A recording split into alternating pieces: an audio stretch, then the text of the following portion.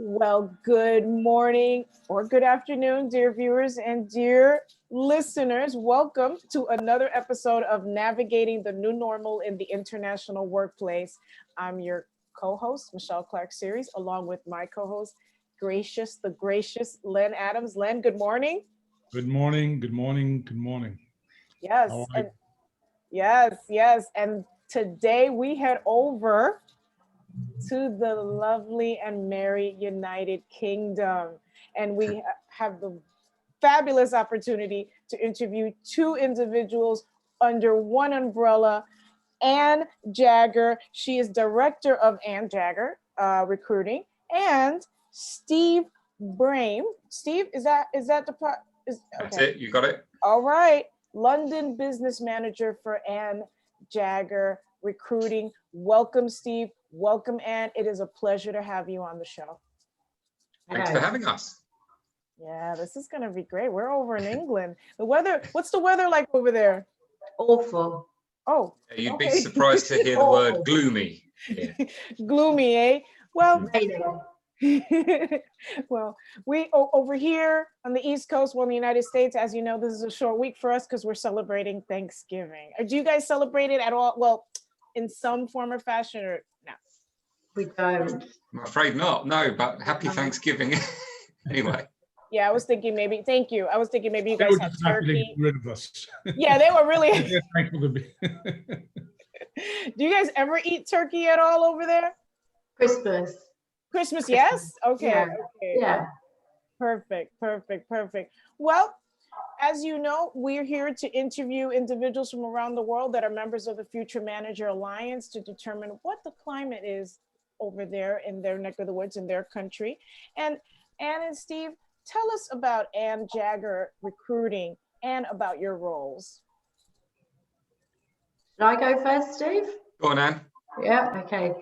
So I started the business too many years ago to say how long, but in the mid-90s, and on my own, and we've grown since then. Obviously, the business has changed massively, but we still do what we started, which is office professional recruitment.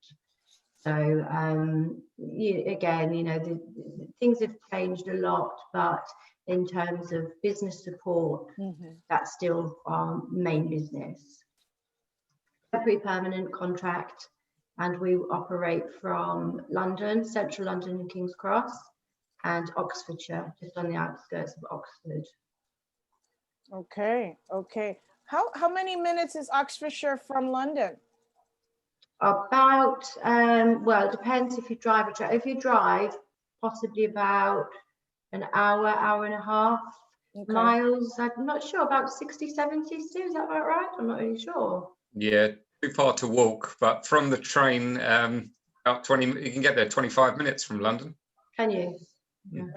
Nice, very, very nice. My husband's a Brit, so his family is, they're in South London.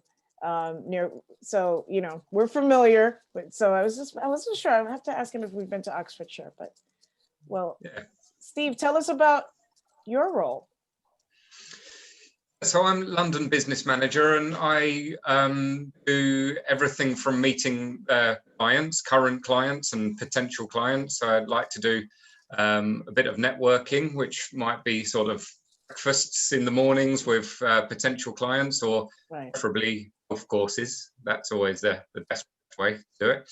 But then I like to meet candidates, generate candidates as well. So the main thing is to generate the right opportunities for the right candidates. And it's great to be able to wear both hats with B2B and B2C. I like meeting new clients and current clients, as well as seeing the job seekers. Okay. Because we're small, we all have to do everything. We've all got to be able to, when we're busy, we all have to just get on and do it. When we're not busy, we've all got to go out there and look for new business. So our roles really do intertwine and cross over. That's a great segue into our next question. Interestingly enough, similar to my firm, you're a family business. And anybody that's in a family business knows that poses its own challenges and rewards. Any comments on that? Hey. No, I was thinking about this. I don't see there's the opportunities far outweigh the challenges. The challenges have maybe been that we've just all been trying to get the same outcome. We all kind of go in different directions to get there. We work really well with being able to have a kind of finance and accountancy focus, and then an operations focus and a sales focus. So we all kind of get together, you know, as you would in a small business, fortnightly or monthly, to review and forecast. And we always kind of end up getting to where we want to be, leaving each other to doing, you know, the best parts of what they do well. So I suppose the challenges would be that you don't have like a dedicated resource department that you can instruct a team of CV hunters to go out and find candidates, or go over to your sales team and knock on the door and tell them to make more phone calls, because you're all in it together. But it's kind of refreshing to be able to do it that way. Any challenges being in family though? Yeah, we want to hear the dirt, Steve. I have tried to think of some, but I was talking to another colleague of ours about doing this earlier, and she said it was difficult to find anything. Maybe when Steve was a lot younger, there was suppose when we all lived together. And he lived, and of course when he was younger, he lived with us. So, but it's just always been, I think because we can be very natural with each other, we can be very direct, and it doesn't last very long, you know, you can move on. So I actually think the benefits do outweigh any, I think lots of people say, how can you live together, work together? But we do go off and do our own. We have got responsibility for different parts of the business. While we all get on with it, we do have responsibility. Steve sales, me operations, Harry finance, and you know, so there is separation. But I've tried to think of why do you think it's difficult? I always say the challenges of being in a family business is that it's in a family business. It's good. From our side, the biggest issue, and it's not an issue, is it's difficult to sometimes turn it off. You know, you're having dinner together and you're talking about business, and, you know, you're on vacation and you're talking about business. And, you know, I think it's more challenging for the spouses and the children than it is for us. Because as you say, it's so natural, it just kind of comes. But it does become kind of over-consuming because you're never turning it off. I think that's probably the biggest challenge.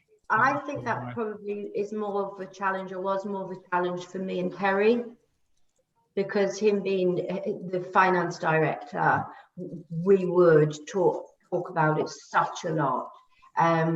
Probably different with me and Steve because we do a very similar role, really. So yeah, I think the turn them off thing, especially if you go on holiday, you really do have to sometimes, don't you? But you find yourself going back there. But we've even gone on family holidays, all of us, and me and Steve find it easy not to talk about it. Yeah,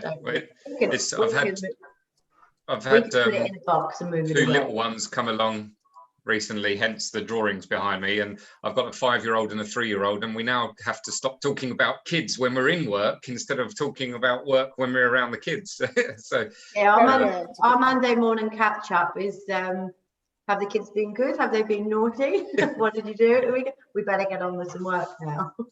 Well, I know we'll be talking about it too much around, because with my 10-year-old granddaughter and my 7-year-old grandson, and I have 6 of them, by the way, come and I have 2 more on the way, and they come and they say, Pop, when could we come into the family business?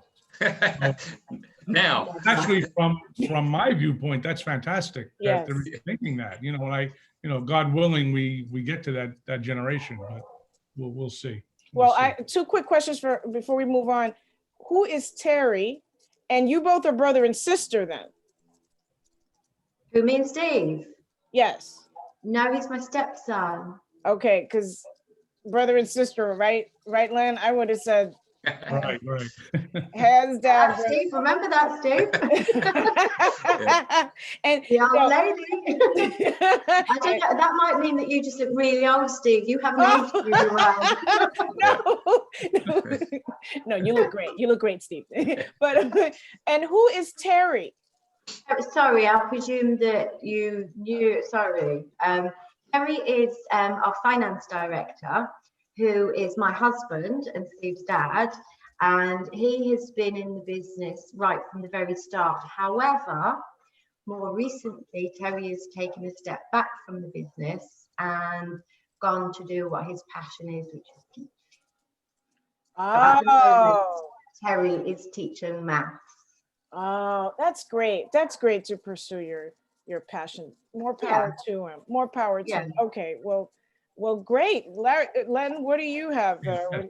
So, Ann or Steve or both of you, what does Jager Recruitment specialize in? And given what we're in the middle of, where do you see sectors of growth and sectors that are declining? So we specialize in business support positions. So that can cover PA, secretary, and office managers, but also customer support, sales and marketing, accountancy and finance. Is basically anything within an office. And when we say anything within an office, it's a little bit scary to say that at the moment, because not a lot of people are back in offices right now. So I think 6 months ago, when we were kind of facing that challenge and being a bit daunted by, right, we do office recruitment and people aren't going to their offices, so how's this going to happen? It was good to monitor the trend and kind of follow clients and candidates and keep, networking and keep your kind of finger on the pulse, really, to know that remote working and working from home and being flexible working was going to be the way forward, really. So I think now, compared to even 3 months ago, we've really focused on helping small businesses, startups, but aggressive growth businesses operate from home or remotely without having too much interference with sort of the day-to-day there. So at the same time as I'm recruiting a virtual PA, we're also looking at a customer success manager and 3 temps to do customer support, all working from home. We had one guy that was based in South Africa and another based in Italy, but still supporting the UK function. So it kind of turned out that it doesn't matter if they're based in London or Rome or on the moon, they could still service the clients and keep the business going. So it's been weird to refocus on that over the past 6 months, but it's going quite well, I think. Yeah, it opens up the labor pool for sure for a lot of clients. Very much. It's very much temporary contract this year, rather than the permanent business is died a death, and that is across the country, across sectors. There's a few sectors that you'd imagine, like the health service, yes, and tech, and online retail is doing good, but the rest, the decline has been absolutely appalling, especially in permanent. But we're experiencing the opposite. Oh, are you? Our temps are down. Our direct hire is up. I don't know. I can't figure it out. You can't. No, I can't. I'll find out. I would think it would have been the opposite, but it's not. Yeah. So it's interesting that you're experiencing that in the UK. Yeah, I mean, we've done the permanent recruitment more recently has probably improved ever so slightly, but we are talking really small numbers. But I suppose because our client base, there's certain clients will come to us for everything. So we did a much senior finance role, so at a much higher salary, so therefore much higher fee. So it's good that we've got the long-term relationships with the clients, that they'll come to us across the board, irrespective of seniority of the position. But yeah, going out there looking for the new business, which obviously, the first few months of lockdown, that's all we did, nothing else. Yeah. It was just try and allow people to know we're still here, we can do it, what we can do, our experience of home working, remote working. But everything that really has come in, I'd say, what, 95% has been temporary or contract. Wow. Wow. And do you find that your candidates are adjusting well to this virtual presence that they need to have? Yes, in that they want to do it and they have the skills to do it. Right. The issue is initially the induction and the tech. So the equipment, the getting them connected, Training. and training remotely. That's been the problem areas. If they can get through that, then it's fine. Yeah. Absolutely. Yeah. Yeah. I think employers have always kind of had a little issue of having people work from home or in remote working, because there's the trust issue, especially of the support level, and you feel that they constantly need to monitor the activity of that employee every day. And I think that there's becoming a bit more trust with that, because there has to be, and technology has played a part in that, because everything's so transparent now with the formats like Zendesk and Zoom and things. So yeah, it's becoming a bit more accepted, but I think there's still that more to go to say that it's not a last resort. It's not like let's close the office and concentrate on work from home. Right. And I think initially, when lockdown, the initial time of lockdown, it was very much everyone worked from home, and initially everyone was like, oh great, you know, no traveling in terms of time, expense, or that getting dressed for work, all of that. But as time's gone on, I think that has changed, and not everyone does enjoy it. And some types of businesses, it does affect productivity. So I think that given the choice, it would be more balanced. Not all from work remotely and not all go back to the office. There'd be some balance somewhere in the middle there. Yeah, I agree, definitely. As a career coach, a lot of the work that I do with my clients is helping them adjust to the virtual presence and their virtual etiquette, which is so important, right? Yeah. Check this information out from Glassdoor workplace trends. You know, Glassdoor over here, I'm sure it's over there in the UK. You know about Glassdoor. So it's to get information on companies. They just issued a 2021 report on trends. And they said that millions of Americans are leaving major cities and moving to smaller ones, like in the Midwest. And do you find this to be the same in England, albeit on a smaller scale? Yes. Sorry, Steve, you're going to say something. Go on. Go on, you go first. Don't fight. Don't fight. You Yes, it is. London is just so quiet. Wow. Even before this, because we've entered a second lockdown. So the period in between, we were encouraged to go back to the office. Steve went in a few times, didn't you? It was just so quiet, and I think that's reflected across cities around the country. Whereas, so obviously all of the business that support people who, you know, the restaurants and the coffee shops and all of that, they've really suffered so badly. But the smaller out of towns, so the decent-sized towns and some of the bigger villages, they're doing very, very well. You know, the local shops and the farm shops and convenience stores, they have really prospered. And where I live is a quite a small village. Property, the minute it comes up, it goes going very quickly. Quite surprised at some of the prices they've gone for. Whereas property in the city centres is lingering now, and I think that it might begin to reflect in house prices. But because people can work from home, I live much further out now, and if you don't have to travel in every day, then you wouldn't want to, and it's lovely being out in the country. So I think that is nationwide, not just London. I believe that's a nationwide trend. See, I actually interpreted your question a bit differently, because I was speaking with a few clients lately that were telling me that they will never move from London. You know, they have to be in London. They need that postcode. They want the London presence. And I mean, yes, like moving out of London and working from home and sort of socializing, then yes, but I still feel a lot of companies and clients need to remain present in London and nowhere else. So keeping their business there, but being happy to have that balance. Yeah.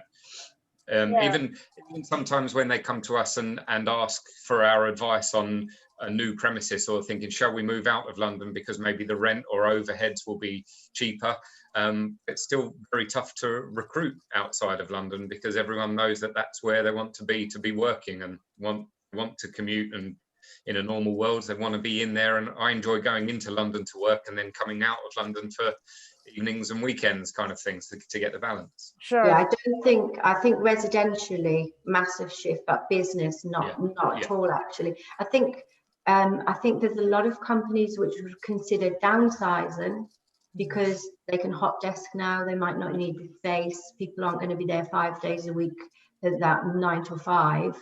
I think that might be an issue going forward. And there's loads of, I'm not sure about over where you are, but there's lots of buildings now that do membership.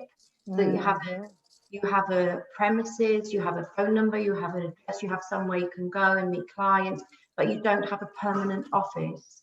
That's really taken off in London, probably over last 5 years maybe? Yeah. And that's becoming very normal now. Sure. So, but I think even with us, we've got our office in King's Cross. So I wouldn't want to move it from there. Oh, so you still have it? Okay, that's great. We would stay there. Yeah. We would stay there. Yeah. I think the US knows the company WeWork, don't you? Yeah, that's right. WeWork. That's right. Virtual sort of shared office space, and that was doing so well, wasn't it? Like WeWork and the Office Group and these shared space sort of professional working areas, and I sort of had to look at how their profits and how they've coped over the last 9 months. Yeah, they imploded a little bit too early. I think if they didn't implode when they did, they would have really done even much better. I agree. Yeah. When you have a crazy CEO, that's what happened. You can edit that out. It's okay. He's not going to do it. Yeah. We were going to ask about Boris Johnson's edict for companies to remain home until spring, but I think you kind of touched on that already in your segment. So I'll move on. Boris Johnson changes his mind every 5 minutes, depending on the weather. Oh. He's the British Donald Trump, isn't he? Yeah, they're related, aren't they? Yeah. Oh, wow. The same barber, that's for sure. All right. So, and speaking of Donald Trump, as I'm sure you are aware, there's been a little news story in the last few weeks about our elections. And it's presumed at this point, or I think it's a foregone conclusion, that Joe Biden will be taking over as the president. How do you feel? What's the sense in the UK about having this transition in the United States? And I can tell you here, from what I'm seeing, and I'm not going to get into politics, but it seems like Wall Street likes Biden, as evidenced by yesterday's movement. Now, hopefully that continues into the administration. What's the UK's sense of Boris's brother from another mother leaving? I think Trump had one supporter in the UK, and that was Boris. Yeah, he's not well liked at all.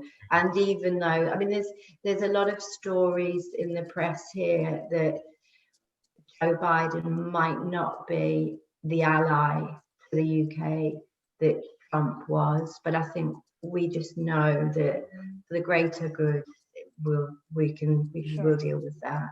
Yeah, I agree with Please, you said that you didn't want to get into politics, Len, because nor do I really, but I mean, surely less volatility all round is going to be for the best here. I mean, surely we need a bit of a bit of stability coming after what everyone's been through, and surely there can't be anything as volatile as as everyone's been through there with everything. Yeah. There's a word, volatile. Yeah. It's been our middle name for the last, what, 3.5 years, 4 years, Lynn? Yeah, it's frightening. Yes, it But has the been quite economy is done well, and we hope that that'll continue now. Maybe although I'm not so sure. I think we're probably due for a downturn, just given the history of every 10 years, but maybe not. We'll see.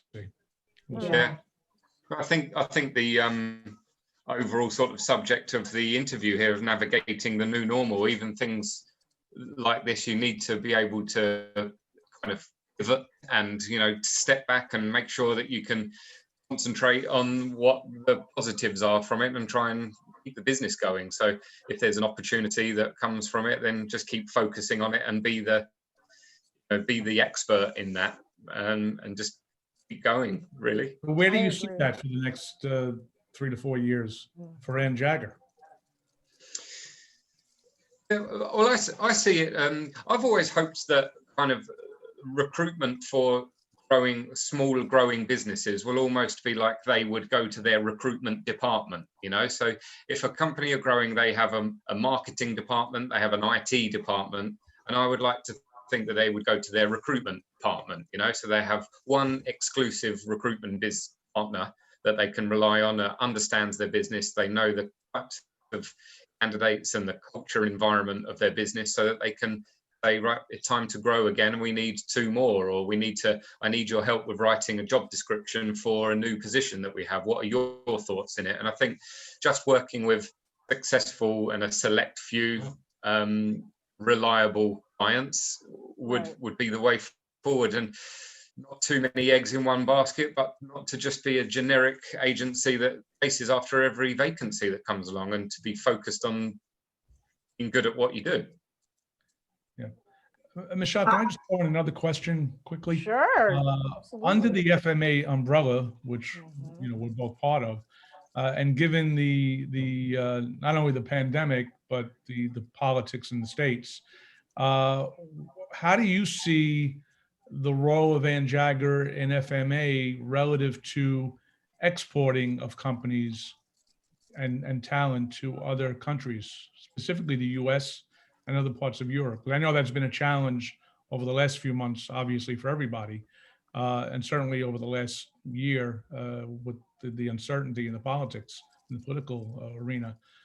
Given the transition, do you think we'll see more British companies seeking to come to the States? That's a great question. Expand? I've no idea. I think this year has just been so We throw it out. strange, and everything's been thrown up in the air, and it's still coming down, isn't it? We need to see where it lands. Brexit will underline it as well. You've got Brexit, you've got the change in your administration, we've got COVID, and it's kind of, who knows? Brexit's the big thing as well, isn't it? Is it ever going to happen? Is it ever going to happen? Well, I think it might sort of go on for so long that debate becomes the new normal as well. We would get so used to this constant discussion, these negotiations with Europe, that this idea that we're just going to fall off the cliff in January. I hope I'm right in thinking that won't happen. That there'll be some sort of deal, a basic deal in place, and then they carry on negotiating the finalities as you go along, and making it practical and workable and all of that. But we're just all sick of all of it. It's just like, forget about it, move on. And I think for a small business like us, I think that's where the opportunity is for us. I think we can do that. I think we can take hopefully some opportunity from some of the bigger companies who are in turmoil, and we can sneak in. We've been in business throughout all of this, carrying on work, and we're here. And hopefully that's just going to be, there's going to be businesses out there who need people who are successful, maybe less of them, but hopefully we can get them. You know, I started the business in a recession. It was terrible time for the industry, and you know, and did well. So just think we've just got to be very tunnel visioned, head down, get on with it, and you know, work hard enough, do a good job. We've got such a lot of experience amongst us as well, that I just think when I compare us to some of our competitors, a lot of our competitors, it should be easy for us. It should be.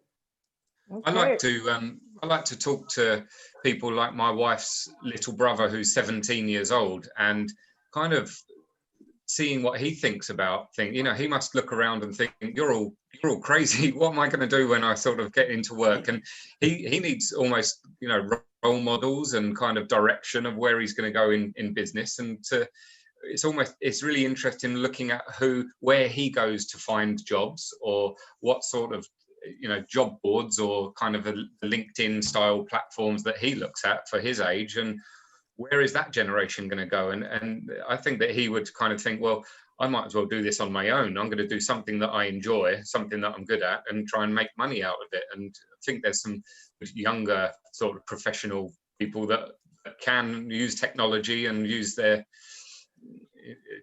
sort of attitude to go out and do what they want to do. So I think there'd be more of the sort of self-employed sort of guys that will get going and be successful from it. That has grown over the last 5 years. That gig economy, the self-employed, literally one man businesses, and I think that will continue to grow. Yeah, I agree 100%. You know, one of the first things I tell my clients is, you're in the driver's seat. You make a determination of what your next step is, not the other way around, even though it comes across that way at times, right? When you're between jobs and such. So I do see, as an entrepreneur myself, you know, my company's family run as well. Sometimes you go in that direction. And I think that with time, I see that growing as well. So I agree with you both wholeheartedly. I think this is fantastic. It was so phenomenal to hear your perspective on what's going on over there in the UK, right, Len? Absolutely, absolutely. And just one quick comment, and in particular, the fact that you're a family business and you're small, and as well as our FMA partners, the ability to adapt comes with being smaller. And I think that's how we have all survived the recession, and in the States, we had 9/11 and so on. And I think that adaptability really puts us in the driver's seat, quite frankly. And certainly you, given your size and your ability to move where you need to survive. Which really makes it better for us than some of the larger firms. Yeah, definitely. Yeah. Right. So for any listeners or watchers that are looking to perhaps maybe relocate or looking for roles in the UK, we're going to recommend Jager Recruiting. Yeah, definitely. And with that, we're going to close this episode of Navigating the New Normal in the International Workplace. Thank you so much, Anne and Steve, for joining us. Len, you're always the gracious co-host. It's always a pleasure. Thank you, dear listeners, dear watchers. And Steve, don't head off just yet. I'm going to stop recording. Thank you so much. We'll see you guys next week. Thank you both. Thank you. Thank you.